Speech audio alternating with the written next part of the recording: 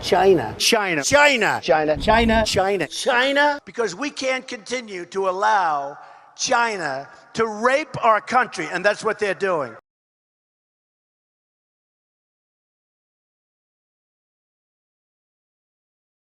We're very happy, and Jack and I are going to do some great things. Small business, right? We'll focus on small business.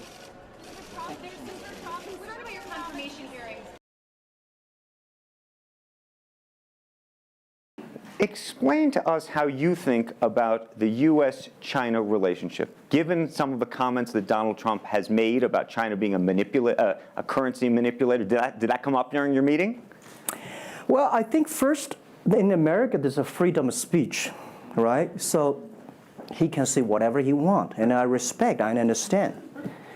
But of course, I have my views. We did not debate about the China-U.S. trade or manipulation. We did not debate. We did not. We agreed on something. Small business, developing the Midwest America, helping the farmers there, small business there, exporting to China. So we all agreed. But something that we did not discuss about the American the job losing to China, Mexico, and this. Can I share with you my ideas? Please. Yeah. First, I think 30 years ago, when I just graduated from universities, I heard America had a wonderful strategy. They outsource the manufacturing job, service jobs. They outsource the manufacturer to Mexico and China, outsource the service job to India. There's a book called The World is Flat. Tom Friedman, colleague at the New York Times. And I think it's a perfect strategy. You know, that the Americans said, we just want to control the IP, we just want technology, we just want the brand, and leave the lower-end jobs for the world. Great strategy. And second is that the American international companies made millions and millions of dollars from globalization. The top 100 companies in America. Amazing. I remember when I graduated from university, I tried to buy a beeper, the Motorola beeper.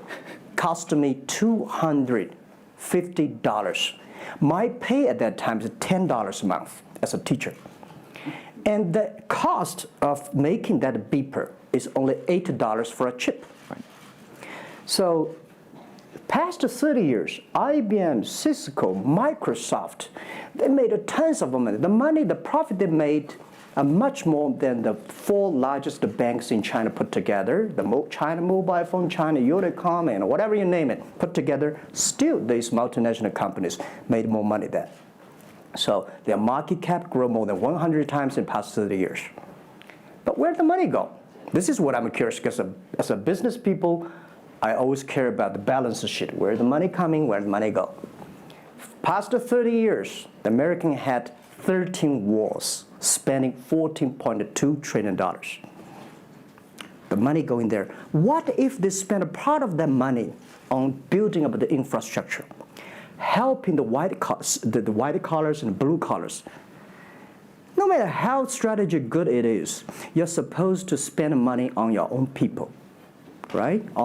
Not everybody can pass Harvard.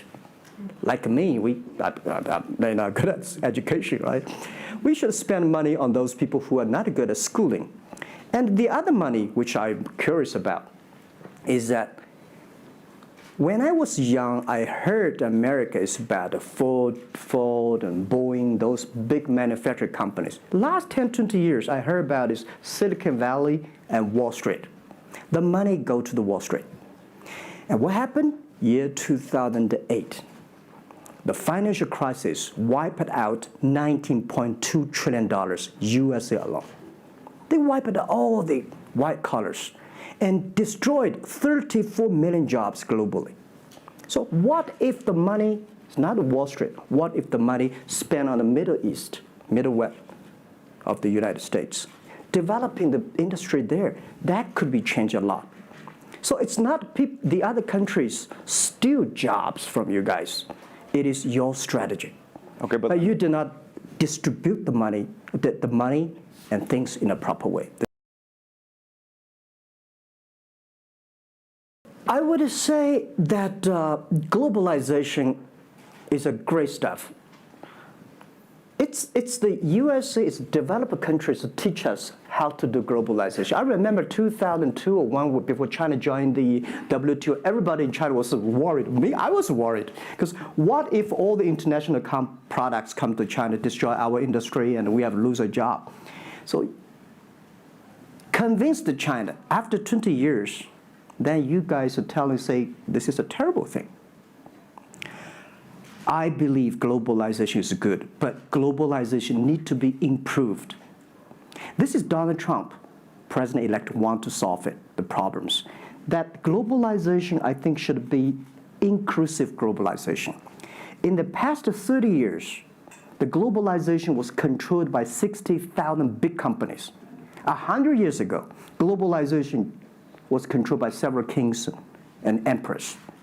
What if next 30 years we can support 6 million business doing business across the board? What if in next 30 years we can help support 20 million small business can do business across the board? So this is something which I believe globalization should be inclusive.